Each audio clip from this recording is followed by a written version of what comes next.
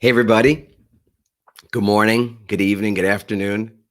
It's day 2 of the I Love My Life challenge, and I'm so blessed. I feel really honored, really good to be here. Do you love your life? Did you wake up today? I want you to go ahead right now and put it in the chat right at this moment. Put it in the comments. If you woke up today, I want you to write it down. I want you to state it. I know it's obvious. I know it sounds it's weird even on some level to be honoring something so basic like that, but it's also a gift. It's also something that wasn't guaranteed. When I went to sleep last night, I didn't get a guarantee. There was no contract that said that I'd get to wake up again this morning. And I don't think anybody gets one of those. I've yet to meet anybody that's got that contract. I was a lawyer for 18 years, and I'm always I'm always looking for the legal agreement that we get to wake up another day. And obviously, we know that's not the case. So if you woke up, I want you to just go ahead right now. I'm going to look in the comments really quick to see it, but I want you to state it right now out loud. I woke up. I see Deanna. You woke up. Rachel Sanders, good to see you there, love. Awesome. Yes, I woke up today and blessed the gift of another day of life. Well, today is day 2. Day 2 of the I Love My Life challenge. I see more comments coming in. Say, I woke up. Yes, I got my I Love My Life hoodie on right now. I woke up as well, and waking up. We're all going to wake up together. Day 2 of the I Love My Life challenge. So good to be here with all of you. Beautiful. Oh, Guy Stickney. Miss you, buddy. Miss you, Guy. Big hug. Big hug from Randy and I to you, to your family. Everybody out there, welcome and happy new day, as we like to say. It was Happy New Year, right? We had Happy New Year. Now we have Happy New Day. Way cool. So day 1, yesterday was day 1, and we had a lot of insights. We got some really wonderful things. I was tracking all the comments that were in Facebook. I'm taking a look. I'm grateful that I woke up today. I'm grateful. If you click on, there's a little button that allows this company, this technology called StreamYard to actually show us your name. If you don't click on that thing that allows StreamYard to show us your name, then we can't get to see exactly who it is. But I see Randy Gitlin Markel. Good morning, up and ready for the day. Absolutely. So let's talk about day 1 for just a moment. What are some of the insights from yesterday that impacted you? Things that you started to think about? Did you do the exercise, for example? If you did the exercise and you created that T-chart, started to look at the areas in your life that you are actively blessing, actively intending to give love and attention to, I'm sure there were some ahas there. But for me, it was twofold. Not just the things that I was looking at that I was giving love to, that I was consciously saying, I love you, like to my children or to my wife or to my finances, but other areas as well, like my body. Like I have had a little bit of a sore knee, and I was giving love to my knee, and I was sending love, and I was sending blessings to my knee. I was intending that my knee would feel better. And you know what? This morning my knee feels better, and I'm not pretending that there's something going on here that's bigger than what we're talking about. But I believe in miracles, and I don't. This is just we're going to talk about beliefs today, and beliefs are so important. And I don't mind saying this. I mean, I don't even. I care less how it sounds. I believe in miracles, and I think a lot of people do. Not everybody's willing to say out loud that they believe in miracles, or they expect miracles, or they look to be a miracle even. But I believe in them. And if you believe in them, I don't mind hearing from you either. Go ahead and put it in the comments if you believe in miracles. But go ahead and write down, what were some of the things that came up for you yesterday when you started to examine the areas of your life that you are actively blessing, and where you are examining some of the areas of your life perhaps that you are withholding blessing from, you're withholding your love from. I love that Huna philosophy from Hawaii, that we bless that which we want, and that anything that we're not willing to bless, anything that we negate, we can never have ourselves. And frankly, It goes deeper than that, because some of us have situations in our lives that are causing us challenge. I mean, if you're right now in a situation in your life, you don't have to say what it is if you don't feel like it. You don't have to say it at all. But if there's some area of your life that you're being challenged by right now, I just want you to go ahead and put that in the comments, because I think it's really important that we, as a community, are honest to begin with. And of course, that we're willing to share things, because as we said yesterday, we're coming together as one. And so if you're having challenges, you could be rest assured there are lots and lots of other people who are also having challenges. And what I'd suggest is that, to some extent, the challenges that we have in our lives are the result of our lack of actively loving those areas of our lives. Even people, it's funny enough that sometimes people can be troublesome. They can be seemingly troublesome to ourselves for a while.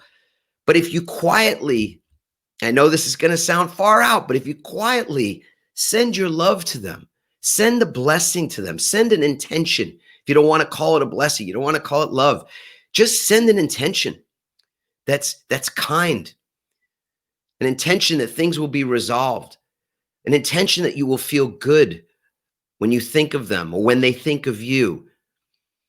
I realize that we're getting into some area that might even border on faith.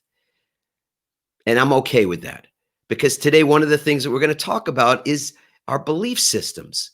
And part of that, I have to say, is that the quality of our lives, is very, very much equal to the quality of our decisions. Like, the decisions we've made so far are what got us this far. The good, the bad, the ugly. And so many of our decisions, the things that we decide in our lives, are based on our belief systems. So in just a little while, we're going to talk about what those beliefs are, and if we want to make a shift or a change, or we want to reframe those beliefs because we think it'll be in our interest to do that, I'm going to give you an exercise for how to do that, a way that I do it, and a way that we've even shared with our kids for how to do it. And in the meantime, I want to start with something even more basic and more fundamental. And I think the reason we're all here this week together, and the reason why I put together this workbook called the I Love My Life Challenge Workbook, because the most important belief that we have is our belief about love.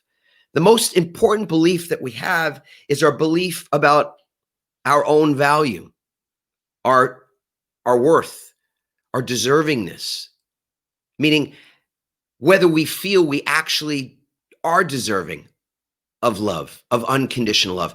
And you go, well, man, that's super deep. Like, can we condense 30 years of couch therapy into, like, I don't know, 10 minutes? Well, I'm going to try, because this is one of the things that I found some years ago that really, really helped me. First of all, to understand that there are actually 3 stages of our early development. 3 stages. In fact, I don't know if I've ever shared this. It's not that profound a thing to share, so I'll just say it. But when I was in college, I don't know why, but I decided to take a child psychology class.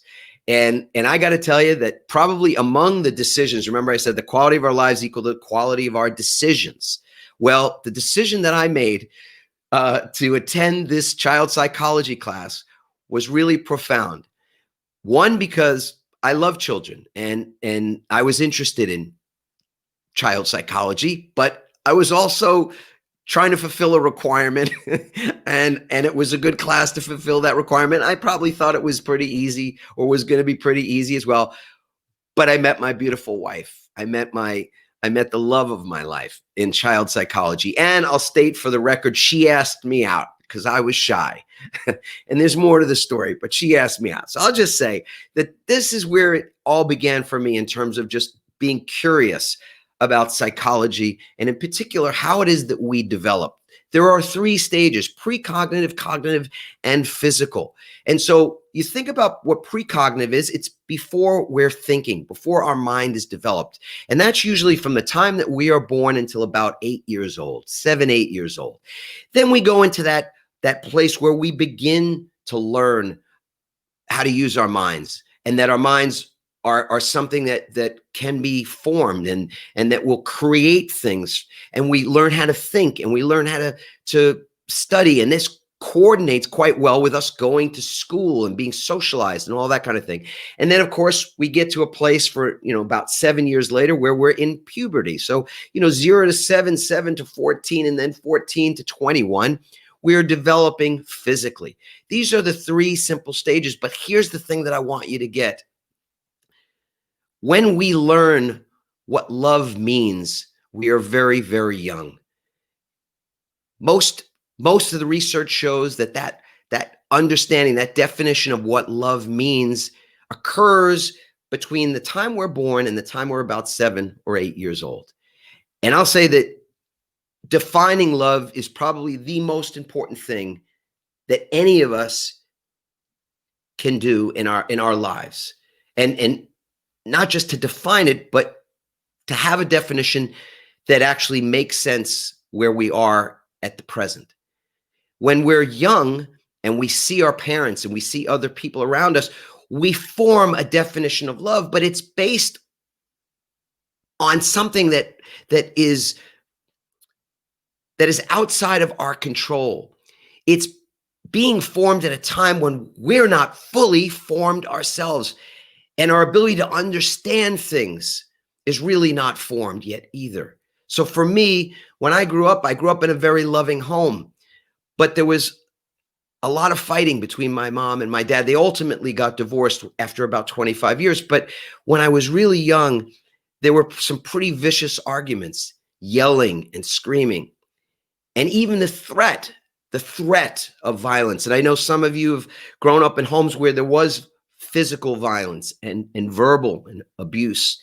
And that threat of violence, that yelling and that screaming, in many ways formed for me the definition of love. We all do that at that early age. We create a definition of love that's based on what we've experienced when we're quite young. And most of us, and I know this is going to sound strange maybe, but most of us have experienced some childhood trauma. Whether it was our parents fighting and divorcing, whether it was some form of abuse, whether it was someone that died. There's so many things that occur in our early lives that we can't really make heads or tails of. We're not formed cognitively to be able to understand, to evaluate, to be critical in our thinking. So we simply form these understandings. We make meaning out of those situations and even those traumas, and they form our definition. And so for me, growing up as a young adult, I thought that in many ways, yelling, screaming, kind of this verbal abuse, even this sort of threat, of everything coming apart at the seams, that somehow or another, that's what love was, that's what it meant. And obviously, just to hear me say that, you can tell that's just not an accurate way to define love. And it's not how I would want to define love as an adult, but yet it's what was true for me at the time. There's this old movie. I don't know, I'm probably dating myself when I say this, but there's this old movie called Love Story. And there's a line, a funny line. Well, not a funny line, a serious line in the movie that says, love means never having to say you're sorry. Love means never having to say you're sorry. That's a definition of love. My question to you is, how do you define love? What does love mean to you? What does it mean to you? Maybe you've never asked yourself that question. Maybe no one's ever asked you that question before. I can tell you, if you've never explored this, one of the things that I'd ask you to do is to think about that, to sit with that. If you've got some definitions right now, feel free to go ahead and put it in the comments. I'll just take a quick look here. What does love mean to you? Go ahead and put it in the comments. What does it mean? And if you want a clue as to what love means to you, for some people, it means safety and security. And that means that in their relationships, they have to feel safe. They have to make others feel safe in order to feel loved. For some people, love is tied to abuse of some kind. And so what ends up happening is they attract that abuse, or they even dole out that abuse, because love is connected. It's tied to that insecurity What does love actually mean? You have to go back. You have to think about and put yourself back in that situation when you were 4 years old, 5 years old, 6 years old, 7 years old. Maybe it's abandonment or rejection. It's very, very interesting when you go back and explore what was going on in your life very young, at a very young age, and what was happening and how it might be that you've given that incident, that situation, a meaning that also defines how you see love, how you define it for yourself, and also how you define it for others. So that's the question for you to think about, to be curious about, to sit with today. What does love mean to you? In many ways, the definition of love is visible in how you treat others and how others treat you. That's a clue. If you're looking for a clue for how you actually define love for yourself and for others, look at how you treat others and how they treat you. And on top of that, what it is that you tolerate. That's a clue as well. What are you tolerating in the way other people treat you? That's a clue about how you define love. But the great news, and this is great news, that where we are now, we are developed. We are cognitively developed, fully developed, and that means that we have freedom of choice. We get to choose what we believe. Remember I said earlier, the quality of our life is equal to the quality of our decisions, and our decisions are made based on what we believe. We get to choose those things. That's our greatest freedom.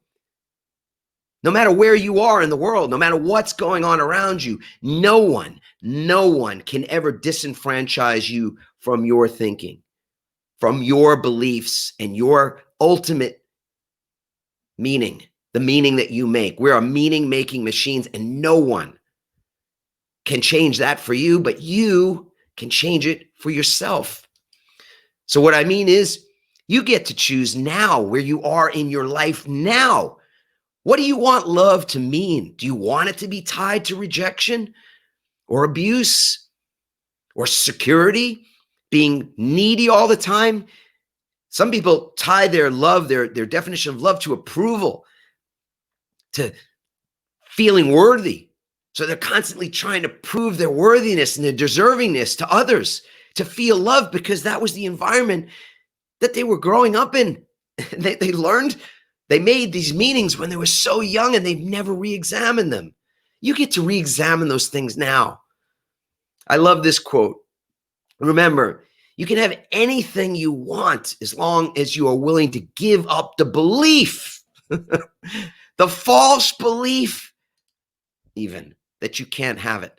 So we've got to examine those things, examine what we believe. So I'm going to give you an exercise right now. You can go ahead and put your answers to these statements into the comments. And then again, this will be something that will be part of your life work for the rest of the day. So I want you to identify the reasons that you believe you can't have what you want right now. And I know there are lots of things that we all want in our lives. And I want you to just for a moment, take a deep breath and think about why you can't have what you want. You don't need to think too hard about this. In fact, what my experience tells me, that those first answers, those immediate responses, are the most true. So go ahead and write those down. If you want to keep them to yourself, you want to put them in a journal, that's fine. But I want you to keep writing down what that obstacle is. What's that barrier? What's that reason that you can't have what you want? Just go ahead and write it down. If you don't want to put it in the comments, that's fine. If you're willing to put it in the comments, again, thank you so much for being truthful, for being vulnerable. But the goal is that you write these down for yourself. Take out your journal, write them down, put down those reasons why you can't have what you want. Number one, reason number one. What's reason number one? Go ahead. I want to look and see in the comments if anybody's got those in there. Why can't you have what you want? You know, do you think you're too old? Are you too young? Do you not have enough money? You don't have investors. Why can't you have what you want? Do you not feel like you live in the right place? You're not smart enough. You don't have enough education. What is it that you believe is the reason Are there people in your life that are in the way? Do you have too many responsibilities? Did COVID take you out? Is your business bust? Why can't you have what you want? Put your reasons down, because those reasons are your limiting beliefs. It doesn't mean that the reasons aren't valid. Doesn't mean they're irrational. We can examine those things, but for now, just assume these are rational beliefs. The reasons make sense. That's what's insidious. That's what's so tough about those kind of reasons. Maybe you think that your health is at a stage where you can't help yourself, or that you've got to live with something. You've got to live with an illness, or live with an ache or a pain. Who says that's true? You say it's true. I say it's true. That's what makes it true. Those beliefs that we have in many ways are limiting us. They are limiting all of us. They are limiting our opportunities, our possibilities. So what do we do about it? I'm going to give you an exercise that I've been doing for years. And it's one that I think will help you in the moment and will help you long term. So it's very simple. I'm a fan of these things called T-charts. I don't know why. They're simple. That's what I like about them. I like things that are simple, things that are usable. Step one, on the left-hand side of the T-chart, all I want you to do is write down that list. What's that list of your current limiting beliefs? And by limiting beliefs, I just mean what you believe. The things that you believe, the reasons that you can't have something that you want, something that you feel you might even need. What are those reasons? Write them down on the left-hand side. On the right-hand side, I want you to replace that belief. Replace that belief. And one of my favorite ways to replace a belief is with an I am statement. So what are your I am statements?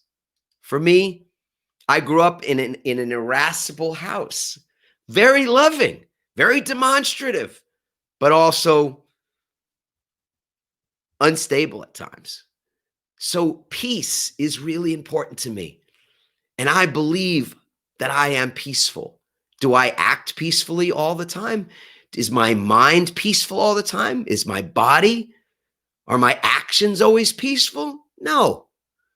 But I want to believe that I can be peaceful. And I know that I have become so much more peaceful since I started to replace those old ways of thinking and believing with things that are true, things that I want to be true. And in fact, I want to show you something that someone gave to me years and years ago, and actually just recently, very recently, gave this to our youngest daughter. So the box that you're seeing right here in front of you is a box that says, I am. And inside this beautiful wooden box, inside of it, it says, as you can see, I am. I am.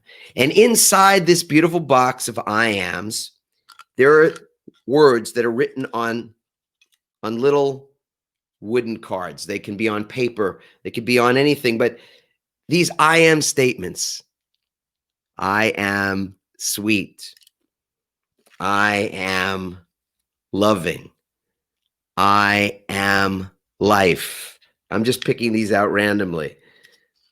I am, what does that say? It says, I am healing. I know it's tough with the camera. I'll just read them out loud. I am energy. I am compassionate. I am tranquil. I am unconditional in my love. I am restoring. I am statements are so powerful. They are, for me, a 10-second reset. It doesn't even take 10 seconds to just, when you are feeling yourself disempowered, when your mind is playing tricks on you, when it's telling you the old story, the old belief system, you get to replace those beliefs. And you can do it very simply. In fact, you might even choose to do this. This is such a cool project, to create a little box that says I am, and put your I am statements right in that box. I know that One of our kids this morning pulled this one out. It says, I am tranquil. I am tranquil, peaceful, at ease. How do you want to feel? What do you want to believe? Later in the week, I'm going to share with you my code of conduct, a process that I use in the morning to create the day that I want to experience. We'll do that in just a couple of days. But right now, what we have to do is just recognize where we start, where we are. What are our beliefs about our body? What are our beliefs about our mind? What are our beliefs about our lovability? What are our beliefs about our prosperity? About our ability to manifest abundance of every kind, including money, success in business, any other area, relationships. What do we believe at the root that has given us exactly the results that we have so far? Because that's really the determining factor. If you look at your life right now, everything you've got is something that's the result of your decisions thus far. It's the result of your belief systems thus far.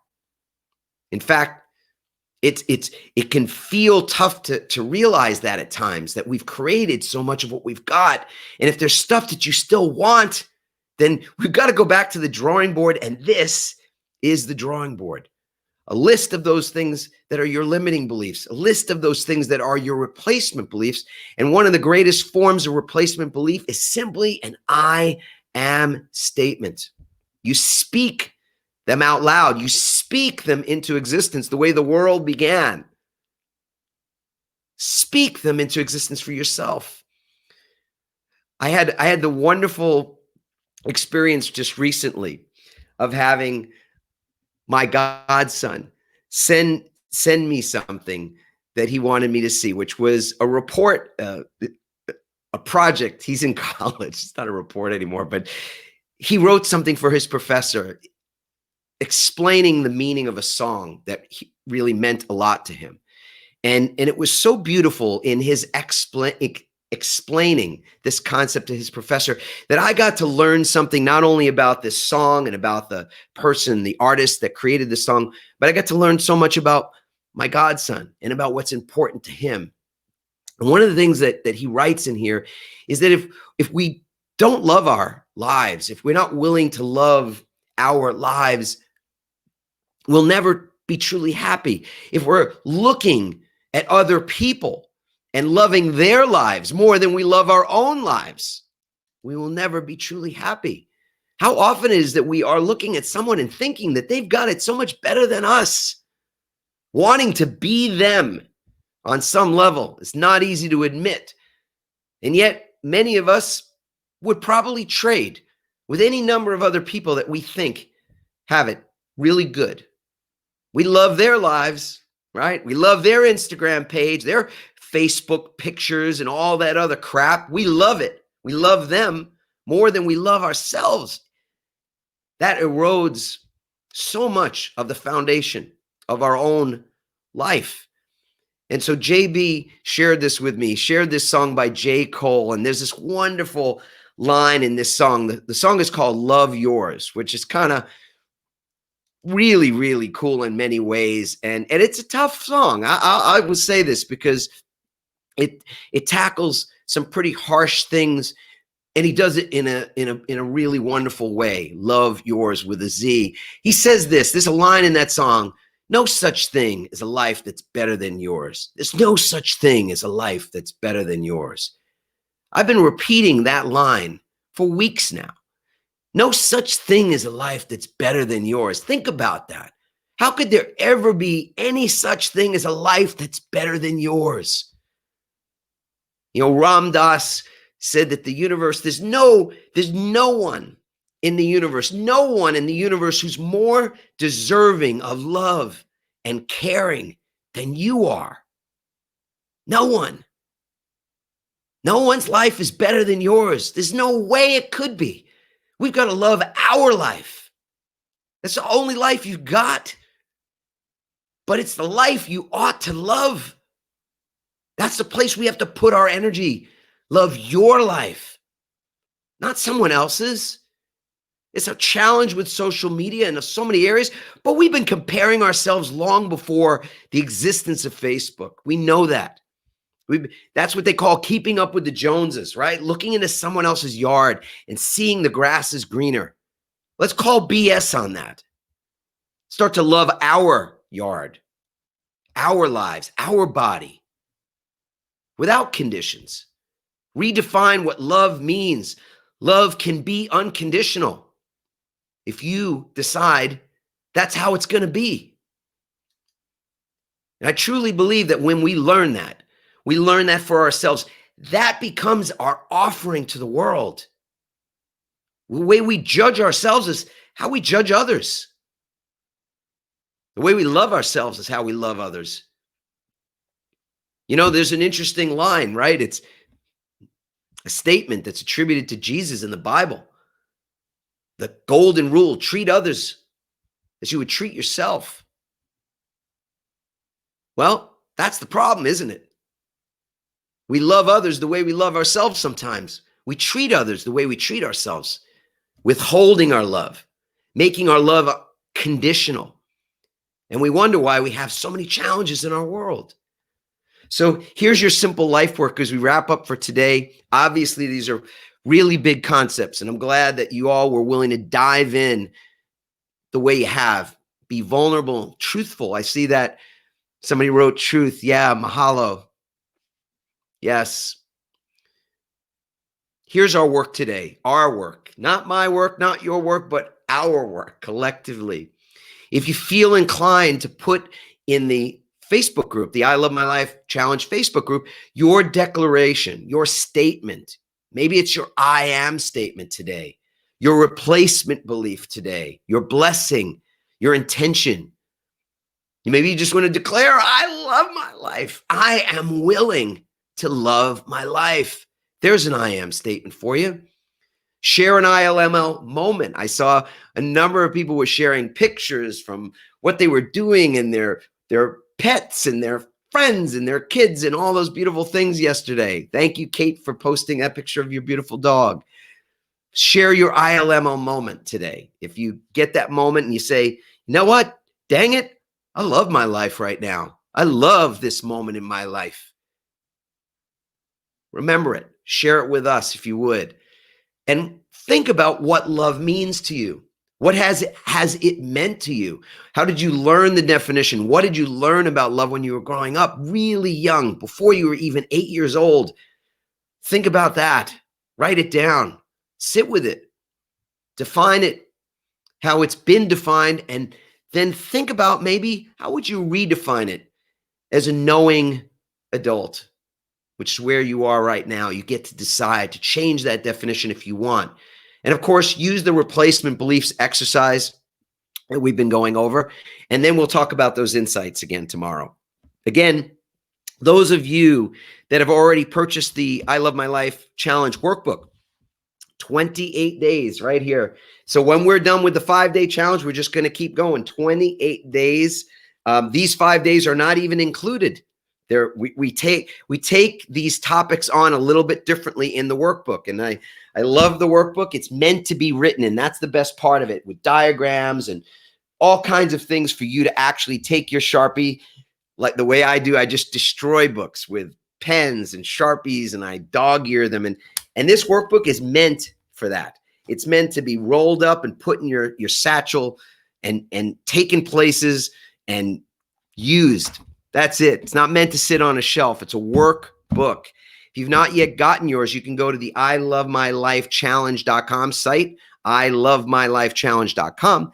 And of course, if you've not yet claimed your bonuses from pre-ordering the book, please go to the site, ilovemylifechallenge.com, and claim your bonuses, the laptop sticker and everything else. Just go ahead, claim it. And of course, this Friday, we're all going to be together, I hope. All you got to do is go to ilovemylifechallenge.com to sign up for our kickoff event, meaning the celebration of the workbook. I'm going to be speaking for a little bit, going to have some other people there that are going to be doing that. We're going to be doing some hands-on exercises, and we're going to celebrate the launch of not only this book, but of this movement. And we'd love to have you there with us. So if you go to the site, you'll see exactly how it is that you can join us, how you can get an I Love My Life t-shirt. Soon, there will be these hoodies available on the site as well.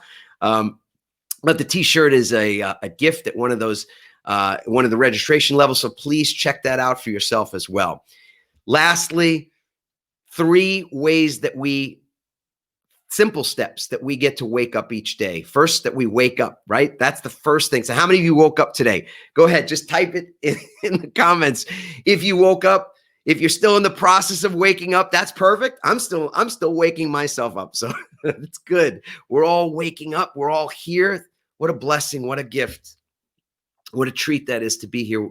All of us waking up our consciousness, waking up ourselves physically, mentally, emotionally, and even spiritually. Whatever that means for you individually, for me individually, we get to wake ourselves up, raise our consciousness. That's first.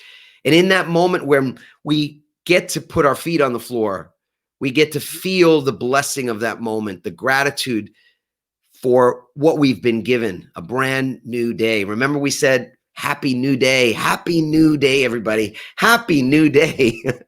What are you grateful for right now? What are you grateful for in that waking moment?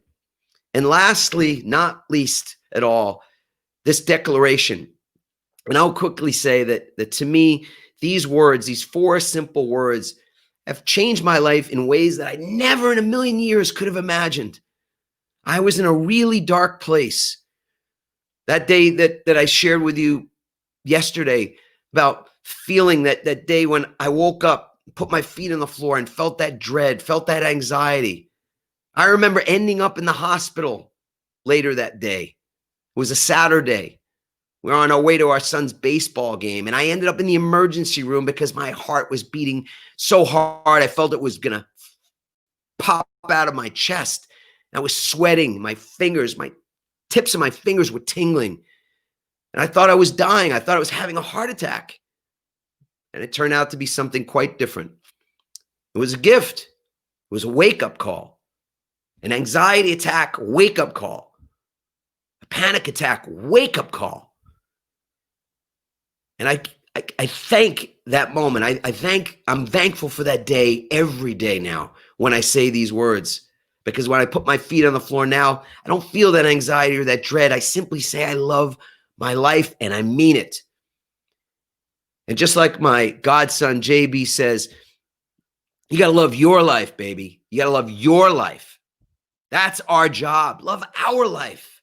Be a model for others how to love their lives. It's a wonderful place to be. Doesn't mean everything goes our way. It doesn't mean shit doesn't happen. Doesn't mean that we're not upset or angry.